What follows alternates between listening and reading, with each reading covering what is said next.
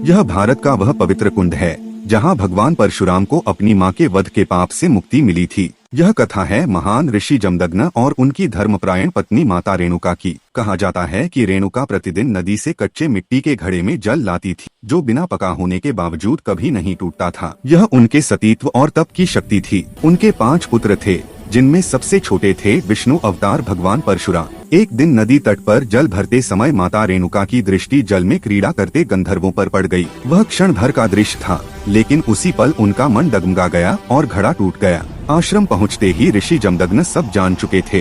क्रोध में उन्होंने पुत्रों को माता का वध करने की आज्ञा दी। चारों बड़े पुत्रों ने इनकार किया और वे तुरंत पत्थर बन गए। अब केवल परशुराम बचे। उन्होंने इसे व्यक्तिगत भावना नहीं बल्कि पिता की आज्ञा और धर्म माना और भारी हृदय से माता का वध कर दिया। प्रसन्न होकर ऋषि जमदग्नि ने वरदान मांगने को कहा। परशुराम ने शक्ति या राज्य नहीं बल्कि माता को पुनर्जीवित करने और भाइयों को मुक्त करने की कामना की। सब कुछ वैसा ही हो गया, लेकिन मातृवध का पाप उनकी कुल्हाड़ी से चिपक गया। अनेक तीर्थों में भटकने के बाद वे पूर्वी हिमालय में लोहित नदी के तट पर पहुँचे। जल स्पर्श करते ही कुल्हाड़ी हाथ से गिर पड़ी। यही स्थान आज अरुणाचल प्रदेश का परशुराम कुंड कहलाता है। चैनल को सब्सक्राइब करना न भूलें।